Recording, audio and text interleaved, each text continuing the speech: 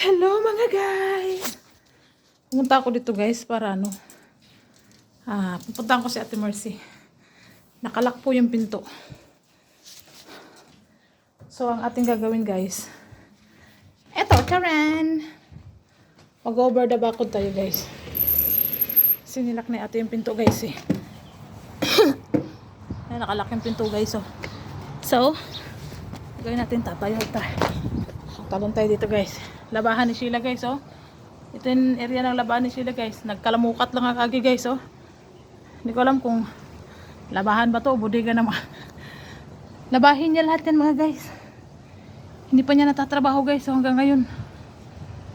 Tingnan nyo ang kalat ng area ni Sheila oh. Labahin niya to eh. Sara natin guys. Ayan yung pinto guys oh. Nilak ni ate kasi pag hindi nilak yan, humahampas yung pinto guys. Kasi malakas ang hangin. Hello! Grabe init guys oh. Hello mga guys. Lakas ang hangin.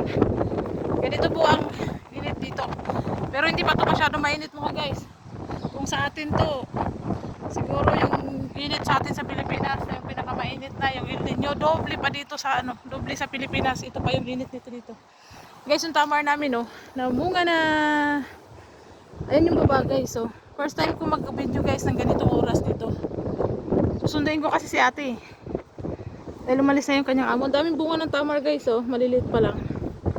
Nakita nyo na guys kung paano yung tamar. Ito yung sikat ng araw guys oh. Ang lalaki ng bahay guys no. Wala kayong makitang tao guys naglalakad dito guys. Ito yung sa bansang to guys. Ganyan lang oh. Andan nyo guys, aeroplano. Yung signal nila guys dito oh.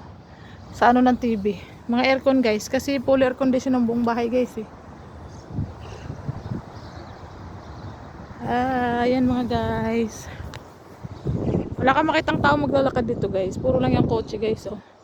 Yung parking na white na yan guys. Amo ko lahat yan guys. Itong parking na to. Pero may mga sakyan pa rin dito sa baba namin guys. Bye bye guys.